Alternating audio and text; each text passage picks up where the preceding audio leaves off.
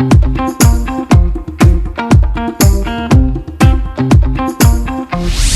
kapatid, kinatatakutan man ng ilan, maraming nauhumaling sa pag-aalaga po ng daga. Bukod kasi sa napaka-cute nila, makikita natin maya-maya, madali lang naman din silang alagaan. Pag-usapan nga natin yan kasama si Jerwel Angelo Mahinay. Jer, gandang umaga. Good morning Good morning, kapatid. Okay, pakilala mo naman itong mga alaga mo. So, 3 klase yung meron tayo.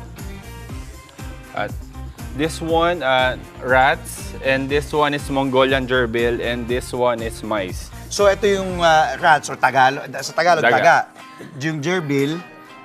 Ayun yung pinaka-common yun eh. Pero rodent naman sila lahat, Yes, diba? family sila ng rodent. Yung mice. Magkaiba sila, itong dalawa. Magkaiba po sila. Okay. So, bakit mo naman naisipan, dahil ikaw yung sa Rat Central, Yes diba, sa po. Quezon City? Yes po. Bakit mo naman ito yung sa dinami-dami ng, kasi iba nga, pusa, aso, ibon, ikaw, ito yung mga napili mo?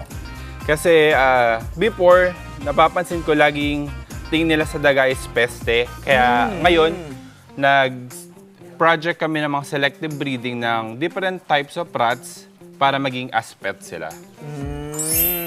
Ano naman yung, kumbaga, yung iba dito, sabi mo, inaalagaan, yung iba naman ay para sa feeder. Doon sa mga iba na nag-aalaga naman ng, Yes. ng ahas, di ba? Pwede nilang bumibili. Opo. Yun din, ito din. Alin, ito o yung itong maliliit? Actually, parehas sila pwede. Parehas. Okay, okay. Ano naman yung pinagkaibahan nitong, ito yung fancy rat, di ba? Yes. Tapos yung fancy mice, tama? Tapos itong mga, parang tulog pa itong mga gerbil. Gerbils. Maaga pa daw eh. Medyo malamig kasi sa studio.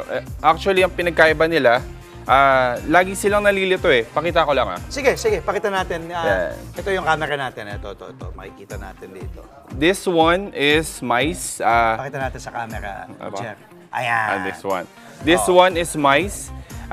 Ang characteristic niya is maliliit sila compare sa rats. Full grown neto nag-weight hanggang 35 to 40 grams. Full grown niya na yun. Unlike sa rats, ito, pakita ko naman yung rats. Ito, okay na tayo sa mice. Ito yung rats natin. Magkaiba ba sila ng personalidad, ng karakteristik? Kasi nakikita ko itong isa, hindi napapagod, ikot ng ikot. Oo. Parang naglalaro. This one, mga mice, medyo active sila compare sa Playful. rats. Okay. Ito naman. Ito rats. Ito is Spragdali. Usually ginagamit to for laboratory. But pwede rin sila as pets. Ito makikita nyo, hindi pa siya full grown. Actually, medium size pa lang to. Talaga? Hindi pa full grown? Lumalaki siya. Lumalaki pa. Nasa facility ko, umabot siya ng 350 hanggang 450 grams. Oh, wow. Okay. This Mabigat, one, bigat. nasa 120 to 150 grams only. Ano naman yung pinagkaiba doon sa mga may mga hamster din, di ba? Yes. Hamster naman, usually sila is for pets. Dahil ang cute nila, sobrang active. Oo. This one kasi, ako bias ko kasi ito eh. Itong mga, mga rats. Matatalino sila. Ginagamit sila for mga projects, usually Yung mga experimentation. Experiment, Darating, yan. yun nga. Yung naikwento nga sa akin, parang ini-experiment sila. Parang mga guinea pig, di ba? Nasakit tapos i-injection din ng gamot Gagamutin. kung gumagana. Gumagana. May mga namamatay din. Meron. Di ba? Oo. So, ano yung, kumbaga, pinagkaiba nun, yung ginagawa, kumbaga, may mga successful naman na test? meron naman. Talaga? Oo. Kasi sila yung parang pinakamalapit na Galing pwedeng gumana sa atin. Sa atin. Sa atin. Na parang pag tinest sa kanila, parang napapanood natin Oo. sa pelikula, di ba? Sa pelikula. Na, okay, ito injection natin ng sakit, tapos injection natin ng vaccine, ng gamot. Baka Okay sa tao. masuggest, okay. Ano naman yung lahat to pwedeng, kumbaga, bilhin ng ating mga kapatid? Yes po. Paano mag-alaga ng ganito? Ano yung kailangan? Pagkain. Pagkain, yan. Meron tayong iba't ibang klaseng pagkain. Ang dinala kong sample is mga pellet type. Pagpapakain sa kanila is 1 times a day. Tapos, Pare-pareho yan, kahit yung gerbil? Even gerbil, same yan ang mga pagkain. Treats nila is bread, vegetable, and fruits. Pero bawal sila sa mga citrus, maasim dahil acidic masyado yon. Pakita natin yung gerbil daw pala. Hindi pala natin napasadahan nga yung gerbil. Sorry, ito pala gerbil. Nakalimutan. Yan. Yan. Medyo tulog kasi siya kasi sobrang lamig natin dito. Mahaba din yung buntot. Yes. Pero ibang family na. Rodents pa rin sila, pero ito ay, yan, ganito sila. Okay. Ito, this one is male. Yan. Playful din yan. Playful din sila. Okay. mas skittish nga lang sila. Ngayon, medyo tahimik kasi malamig. Sila din ba na-experiment din na gagamit din? Hindi for- sila hindi. ginagamit Ito for talaga, experiment eh. Usually, rats and mice lang talaga ginagamit for. Okay. Yung kinakain nila, madali lang bang hanapin? Madali bang lang. bilhin? Sa local poultry natin, meron tayong mga available na mga feeds like this one. Ito. Okay. Baka iniisip kasi ng mga kapatid natin, 'di ba, na nanonood ngayong umaga, baka maduming mag-alaga ng daga. Kasi syempre ang alam natin, 'di ba, yung mga nakikita natin, may mga iba kasing laki ng pusa, 'di ba, Oo. yung mga nakikita natin sa kalsada. So ano masasabi mo tungkol doon? Yung Ah, pinagkaiba nito doon sa mga nakikita natin. Pinagkaiba Sa kalsada. nila, this one is mga all captive bred. Domesticated na to, unlike yung mga nasa wild.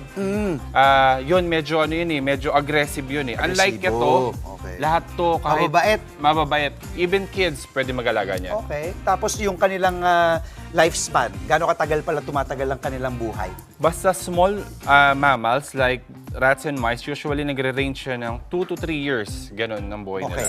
Doon sa magpapasko na, baka gusto regaluhan yung mga anak nila, lalo na yung mga chikiting gusto mag-alaga, di ba, magsimula sa ganito, cute, maliit. Anong pwede mong ipayo, magkano? Bigyan natin ng ideya. Para magkano ba, pati magpakain, mag-maintain kada linggo, kada buwan? For maintenance naman, sobrang basic.